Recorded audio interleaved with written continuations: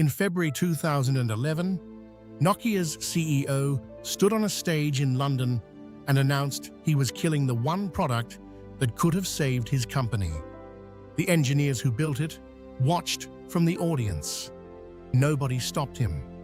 That product had already received rave reviews. Journalists called it the best smartphone Nokia had ever made. And Stephen Elop discontinued it anyway. You've been told Nokia died because it couldn't compete with Apple and Android. That's not what happened. Nokia wasn't just a phone company, it was the phone company. In the late 1990s, owning a Nokia wasn't just owning a phone, it was owning the phone. The Nokia 3310 became a cultural icon. The Nokia 1100 became the best-selling phone in human history, 250 million units sold. If you had a phone before the iPhone, there's a good chance it was a Nokia. By 2007, Nokia made $51 billion in annual sales. Their stock was worth $150 billion. They controlled half of every smartphone sold on Earth.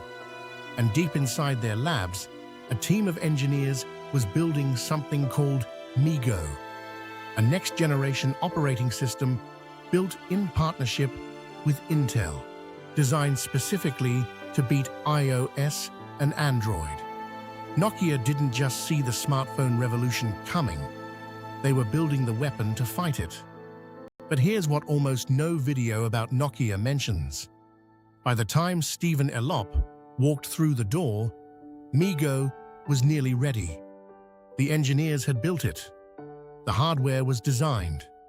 The first device was weeks from launch. Critics who saw early versions called it the best smartphone Nokia had ever built. And Elop killed it. Not because it didn't work, because of a decision made the night before a press conference. Let's get there. It was September 2010. Nokia was struggling, but not dying. Still the largest phone company on Earth. The board wanted a change agent, someone who could accelerate the transition to smartphones. They found Stephen Elop at Microsoft, where he ran the Office division.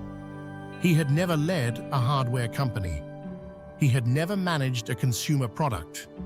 He had never run an operation outside of software. But the board was convinced he had the right vision. On September 21st, 2010, Elop became Nokia's CEO, the first non-Finnish director in the company's 140-year history.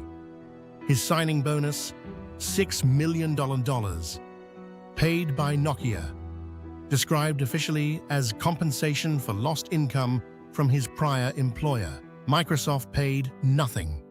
One detail nobody talks about: Elop never moved his family to Finland. He commuted to lead a 140-year-old Finnish institution. That alone tells you how he saw his role.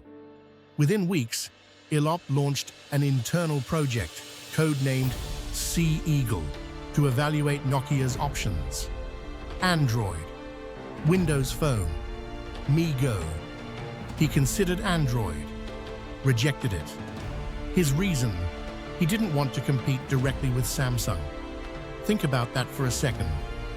In 2011, Samsung was a mid-tier Android player. They weren't dominant. They weren't dangerous yet.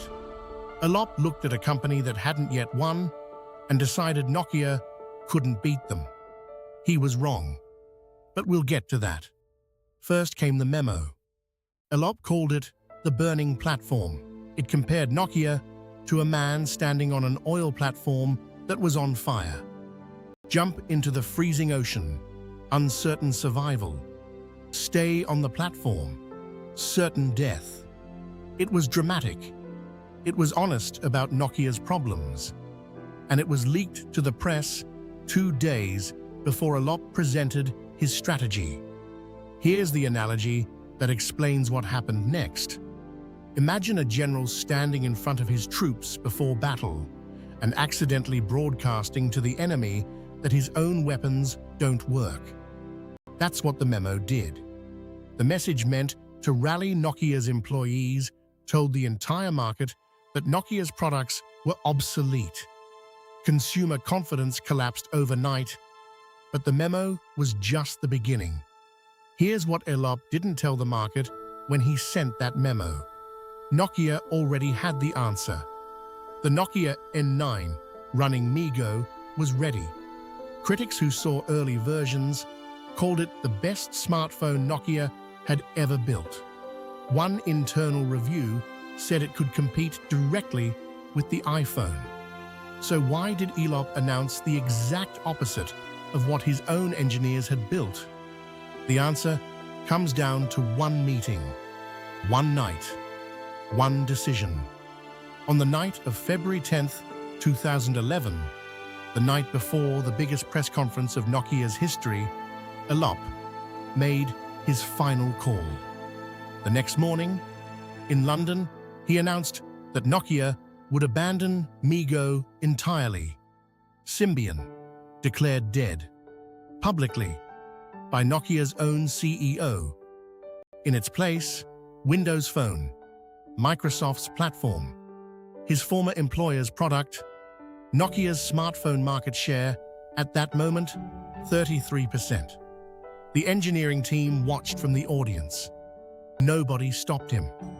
At that same press conference, a Nokia employee stood up and asked Elop directly, in public, with a microphone, "Are you a Trojan horse for Microsoft?"